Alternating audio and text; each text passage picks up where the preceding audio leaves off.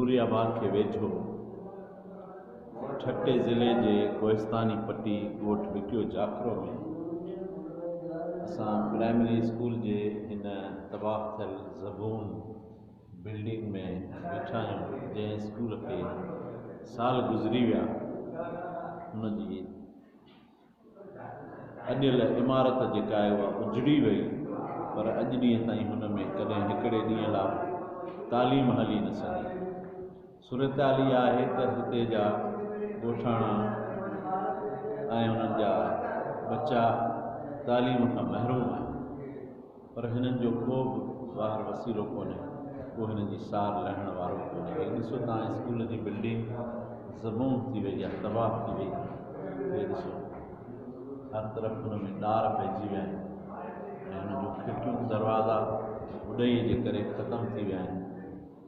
ऐं ही स्कूल जी इमारत जुड़ी त रास थी, पर कॾहिं हिन में पढ़ाई जो अमल शुरू न थियो। हितां जा ॿार जेके लॻभॻि हिन वक़्तु 30-40 त गॾु थी विया तकड़ में, पर इहे ॿार जो अंग जेको आहे जेकॾहिं बाक़ाइदा स्कूल हले त शायदि 100 ते पुॼी वञे। ॻोठाणनि जो चवणु इहो आहे त के मास्तर उस्ताद मुक़ररु थियल आहिनि, पर कॾहिं पढ़ाई जे अमल में आया न आहिनि।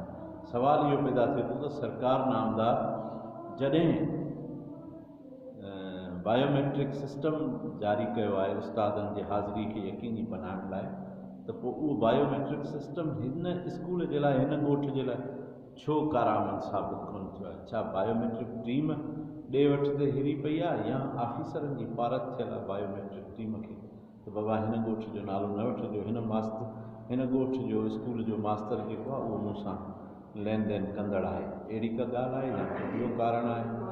इहा ॻोल्हा करणु त सरकार जो कमु आहे, पर असां पंहिंजे आवाज़ जे ज़रिए इहा घुर था कयूं सरकार खां त हिन स्कूल खे फ़ौरन चालू कयो वञे, हिन में तालीमी सिरिश्तो जारी कयो वञे ऐं हिते जे ॿारनि खे तालीम ॾिनी वञे। वॾी ॻाल्हि इहा आहे त हिते ही पाकिस्तान जी वॾे में वॾी शाहराह, वॾे में वॾी जेका आहे गुज़रगाह आहे M9 मोटरवे जे नाले सां, जितां वज़ीर मुशीर MP MN सॼी सरकार हितां गुज़रंदी हूंदी, पर कॾहिं उन्हनि खे तौफ़ीक़ नथी थिए त घड़ी पल जे लाइ उहे अची करे हिन स्कूल खे ॾिसी वञनि।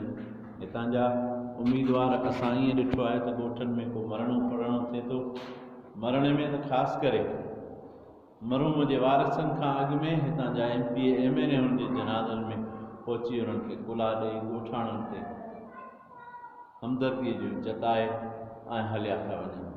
वरी जॾों का मींहं तॾों का पाणी या इलेक्शन अचे या को मरणो पढ़णो थिए त हू ज़ाहिर थियनि।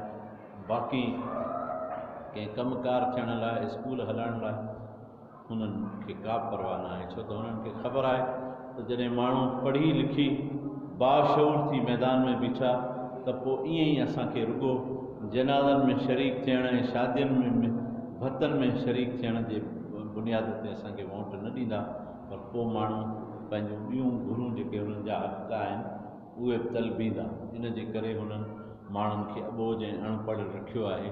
खटियूं मिठियूं सुठियूं ॻाल्हियूं ॿुधाए हुननि जी दिलि विंदराए हुननि खे ख़ुशि करे हलिया था वञनि त तव्हांजे लाइ वॾो असांखे दर्द आहे, वॾो ॾुखु आहे, वॾो तव्हां लाइ अहसासु ऐं हमदर्दी आहे, पर अमली तरह कुझु बि न आहे।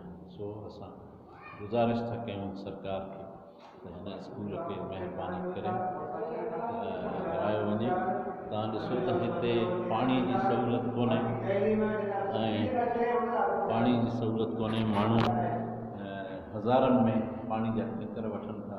ग़रीब माण्हू, बेरोज़गार माण्हू, मज़दूरी ऐं बोरियो कंदड़ माण्हू, टकुनि में रेतियूं भरणु, बजरियूं वेहण मां गुज़र सफ़र करण वारा माण्हू जॾहिं हज़ारनि रुपयनि में पाणी जो टैंकर ख़रीद कंदा हूंदा त हुननि जी ज़िंदगी मुआशी तरह केॾी ॾुखी गुज़रंदी हूंदी।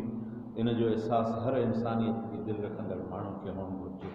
ऐं उमेद थो कयां त सरकार हिन पैगाम जे ज़रिए हिन स्कूल खे विकियो जाखरो यूनियन काउंसिल झंपीअ ते कोहिस्तान सां तबानी खे बहाल करण ऐं स्कूल खे हलाइण लाइ पंहिंजी कोशिशूं वठनि।